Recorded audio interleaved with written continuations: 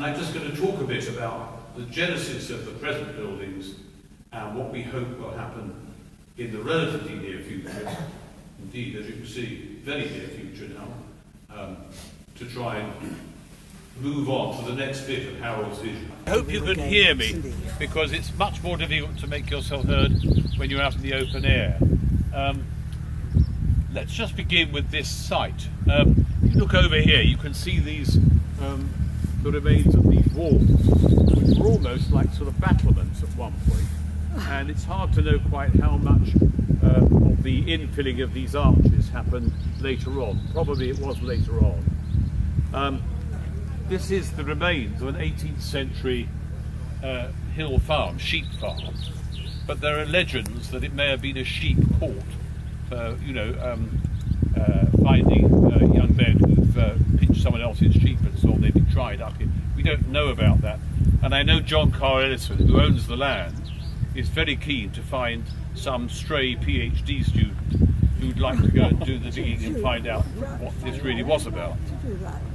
But certainly it was a sheep farm and would have been abandoned, I don't know, probably sometime in the 19th century. And there was the beginnings of a tower in that corner there, you can see.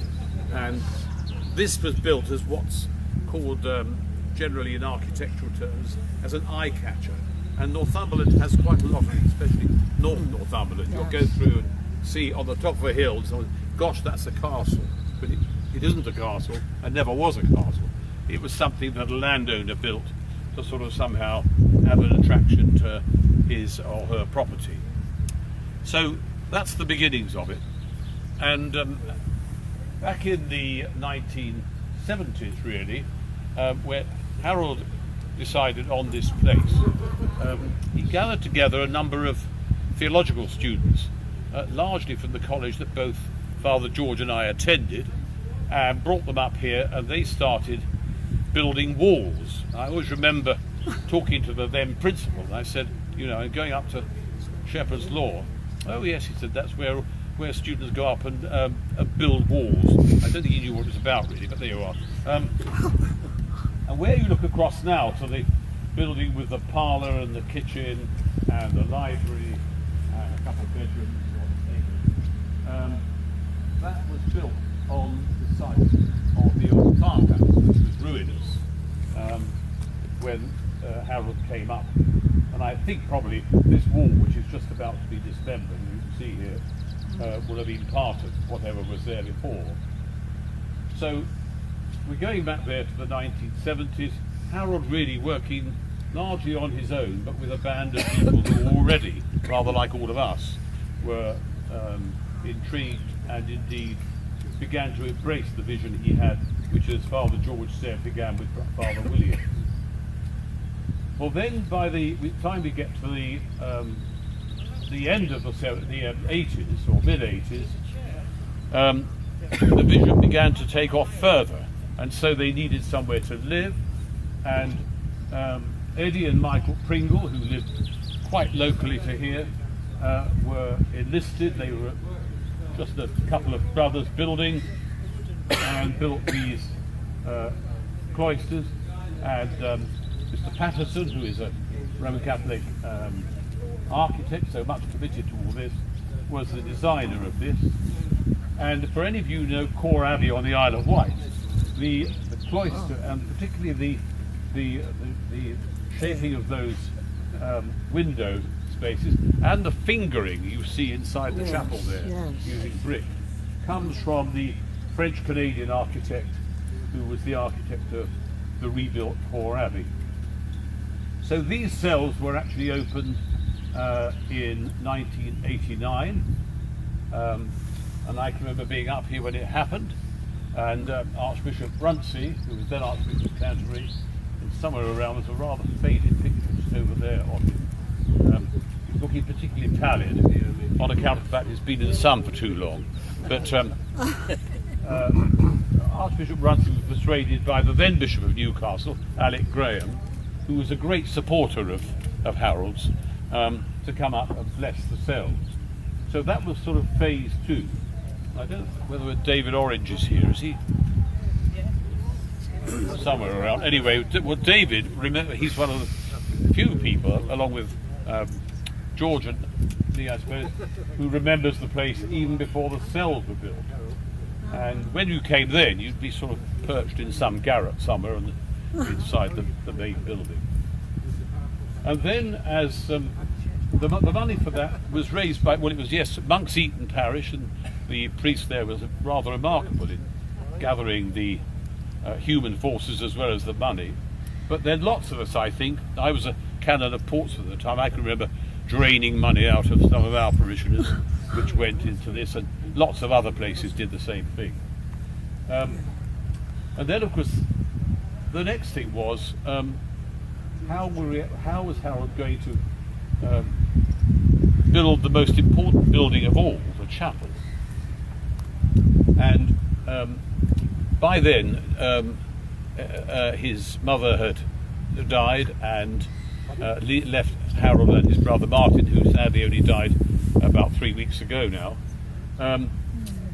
and left them some of the money, which Harold's part of which went into building this remarkable chapel. And it is remarkable in as much as the amount it cost to build was relatively small when you look at the actual building, all built beautifully. So Mr. Donaldson from Sea Houses had been trained as a mason, and so he really was the person who worked with Mr. Patterson's work and design. And after all, Patterson had worked very much alongside Harold. It was the sort of commission you might be quite pleased to have, on account of the fact that the person who commissioned it did tend to intervene at certain points. And you'll find at certain points around the church bricks which were found, and other artefacts found on the beach at Lindisfarne, and they are built into the chapel to actually try and establish the tradition that George was talking about. And the chapel is dedicated to the Blessed Virgin Mary and St. Cuthbert, which picks up that same tradition of Cuthbert and Aidan and the great northern saints. So, what do we say about this building? Well, I think it says it all for itself, really. I mean, I always say, if you were to be able to take it and lift it up bodily and put it on a hill in the middle of Provence in southern France, you'd have thought it had been there for 1,000 years. Except it would be quite such good nick, I don't think, but they are. The windows in there are pieces of glass that Harold and the architect chose. Rafe Pattinson, the architect, who I think has done remarkable work really, Indeed. on the church and the cells. He sat there with piles of coloured glass, crunching it with a huge set of pliers to create those abstract windows. He had a gift for it. Marvellous. And in the far end, of course, there are the 3 windows which are dedicated to Harold's mother, and they remember St. Aidan and Our Blessed Lady, and I'm trying to think, what's the third one? Is it Cuthbert? I don't know. The windows, St. Aidan in the Alps. Is Our Lady, St. Aidan, and... Yes, St. Cuthbert, I think, yes. And that's by a Glaswegian stained glass artist. And she's done a wonderful work again, except she's misspelled Aidan. But I think, you know, if we keep our prayers going, that might somehow be righted. So anyway, there we are. Now what happens next? Well, there is a marvellous master plan which is still around, which eventually would mean a guest house up here and so on and so forth. That may not happen in the next few weeks. But what will happen is the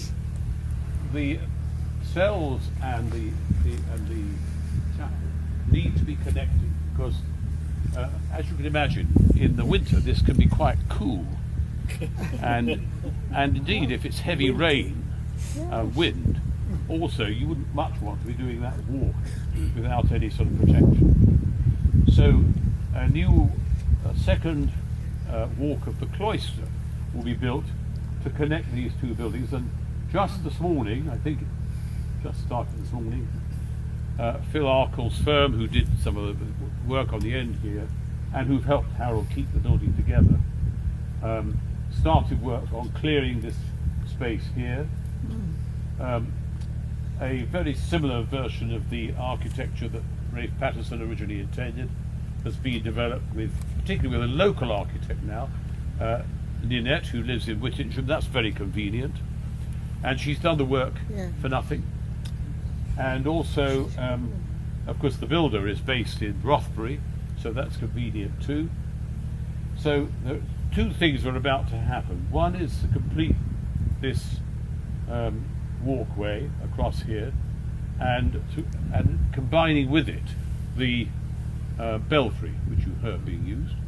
It's worth saying that it'll be a solid building and wide enough also for gatherings. Exactly. Yes. And although this is not in any way to contradict what Father George would say, I mean, heaven forbid. You would always contradict. But we do hope as well that there will be groups of people who will come, and we hope this will be of service in some degree to the various dioceses, Catholic, Anglican, Orthodox and so on, so that people who want to know more about the contemplative life will come for a day meeting or whatever. And even some young people. We've already had, Brother Paul has already brought some scouts up here, I think. Yes. It was about 50 scouts, wasn't it? Yeah. And we're very keen to do that because we would want it to be, albeit that much of the time the good of the community comes through prayer. Also, it's quite important, particularly in the light of what Father George said about those numbers of people offering for the monastic life, that people know about the monastic life. Yes.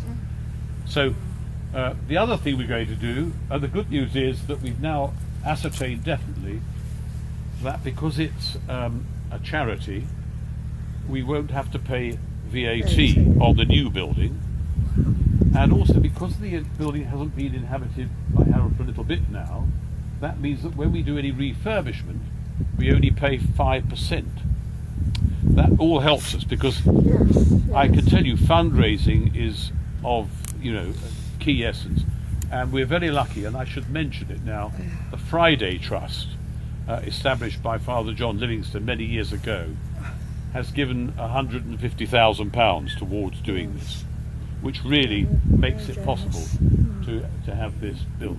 And all of the cells will be refurbished, keeping the feel of them, the bare stone and the brick and so on, but also insulating them more effectively, and with a heating system.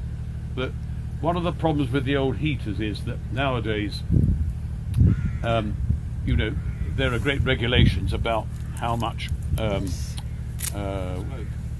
smoke, carbon monoxide you can let out into the rooms and so on and so forth. But we'll keep the open fire in the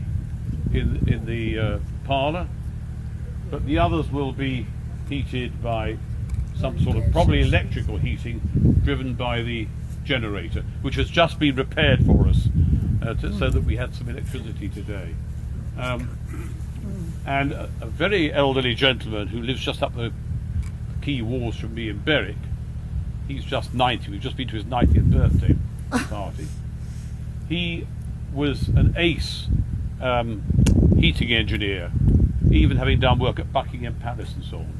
And he is working with his former employees to come up with the scheme for doing this. And he'll do it, I think, with some generosity, if you understand what I mean. Yes. That's probably about enough, I think. Can you think of anything I've missed about what in the present plans? No. Each cell will have its own, it already has its own loo and wash basin, but it'll have its own shower. So the 4 cells will have, and there'll be the other shower which is already there, but that will also be insulated rather. Only Harold has had that there all the time, but I can tell you that if you're going in and the heating hasn't been on and it's mid-November, it can be drafty. Personal experience, is it? I've experienced it, yes, many times, yes. So I'll take you across in a minute. Any of you who want to wander round, one of the rooms has been left completely clear, so you can see it's pristine condition. It's the show house. Well, right, yes, One good yes. story I forgot to tell was that shortly after Harold came here with his caravan, the Air Force came dropping bombs on inflatable tanks. The other thing to tell you is we've had so much goodwill, really, because Yes. you see the wooden bit at the end there. Well, the whole of that will be made slightly more secure, and that big room at the end there, which was originally going to be some cells a long while ago, before the present cells, that will be the library. And Phil Arkle said his firm will do that for us for nothing. Yes. And where that window is at the moment, rather dilapidated window, there'll be a new doorway in there, and that'll mean there'll be a door at the end of the corridor, and that means that when there are people here praying and living in the cells, people who've just come for a retreat will be able to come round the outside, so there's a sense of an enclosure. And honestly, volunteers have done a huge amount of work. Yes, I can't tell you how much. Where's Helen? There she's over there hiding. Helen's over there. Helen's brought people from the parish, including David, who, as I said, knew this place before the cells were built. And it just so happens that he's also a tree surgeon and knows all about country things. Yeah, that's very So they've been up there. There was a very dangerous piece of branch that had to be taken off. He brought his cherry picker up, bit cane, and we'll now keep the wood, burn them on the fire in the Yes. parlour. So they have done a remarkable amount, and I think we all, cutting the grass and so on. I should say immodestly that where's Jane? I don't know where Jane is, but Jane's She's gone husband. out for a walk, hasn't she? She's done one of those pilgrims. Jane and her husband came up with my wife and I, and Chris and I, her husband, moved 2,500 tiles, which had been put down here about 30 years ago, and they'd grown into the ground. So we've saved them all, and they're all stacked over there, ready to go on the roof of the. And the roof will also include solar panels. So we'll be generating our own power here by courtesy of the sun. Let's go across. Any who want to come.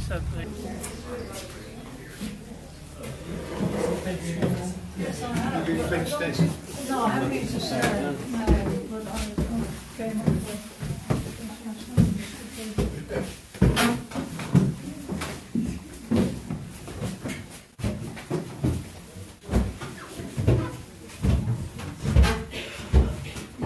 Julian makes it.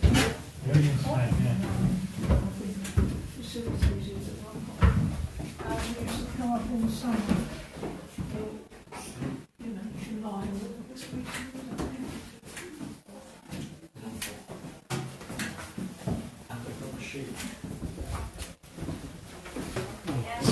Sorry. Sorry.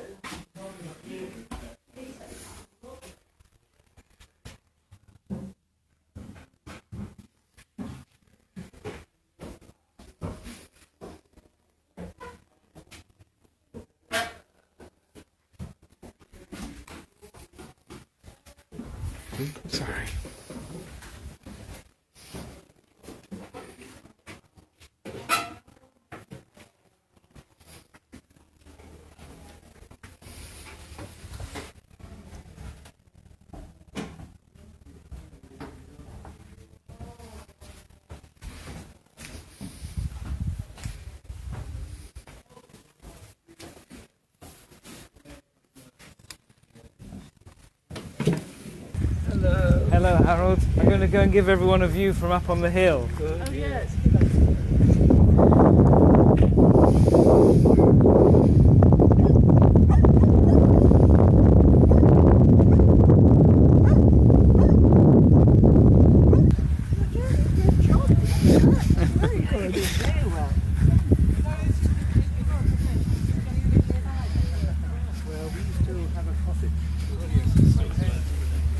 This is my life now. Carry your own tripod.